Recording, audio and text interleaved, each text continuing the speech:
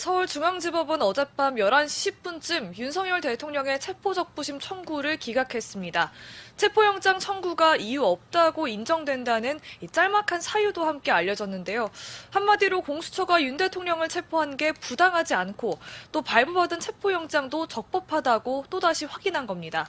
앞서 어제 오후 열린 체포적부심 심사에는 윤 대통령 변호인 3명만 출석했습니다. 윤 대통령은 출석하지 않았는데요. 윤 대통령의 40년 지기인 석동현 변호사는 경호 문제나 법원의 준비 절차 등의 문제가 있어 윤 대통령이 출석하지 못했다면서도 방어권을 포기한 건 아니라고 했습니다. 윤 대통령 측은 적부심 심사에서는 기존 주장을 되풀이했는데요. 공수처는 내란죄 수사권이 없고 체포영장을 청구한 서울 서부지법은 수사 관할권이 없어 발부된 체포영장도 불법이고 무효라는 억지 주장을 이어갔습니다. 이 같은 주장을 담은 윤 대통령 측의 이의 신청은 이미 서울 서부지법에서 기각된 바 있는데 중앙지법이 아닌 서부지법이 내린 판단이라며 승복하지 않았죠. 그런데 이번에 서울중앙지법 역시 체포적부심을 기각하면서 윤 대통령 측이 부각시켰던 논리들이 완전히 깨졌다는 평가가 나옵니다. 지금까지 공수처에서 전해드렸습니다. 법조계에서는 윤 대통령의 체포적부심 청구가 무리수라는 평가도 나온다면서요? 네, 맞습니다. 양날의 검 같은 거라고 보시면 될 것 같은데요. 윤 대통령이 서울중앙지법에 청구했다는 걸 유심히 볼 필요가 있습니다. 윤 대통령 측은 그동안 공수처가 내란죄 수사권이 없다.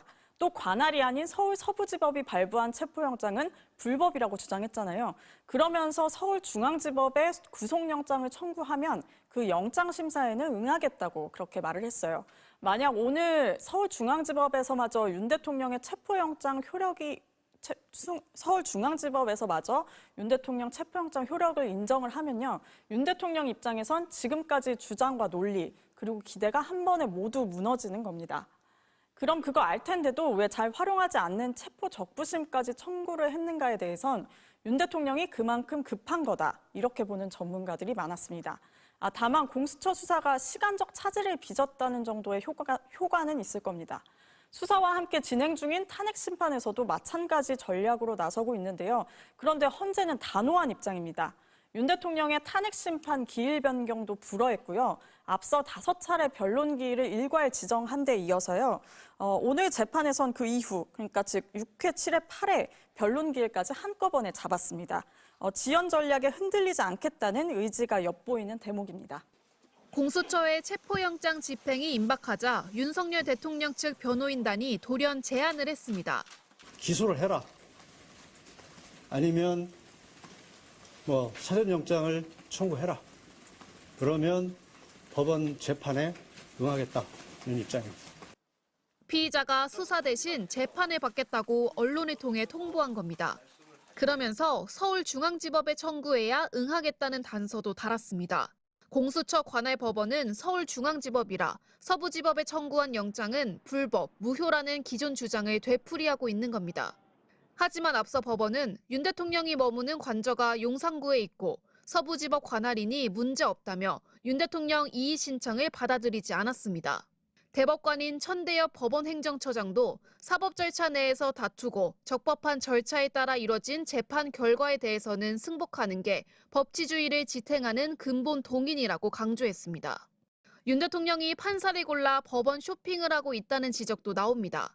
하지만 윤 대통령 측은 이런 제안을 선의로 둔갑시켰습니다. 고생하는 경찰들이나 경호처 직원들 이런 희생을 더 이상 볼 수 없다는 입장에서 한 발 물러선 것으로 선의로 해석해 주시면 좋겠습니다. 그러면서도 경찰 특공대나 기동대를 체포에 동원하면 내란이라고 주장했습니다. 대통령을 이렇게 일방적으로 불법을 자행하면서 꼭 체포영장을 집행하겠다는 것은 저는 내란이라고 봅니다.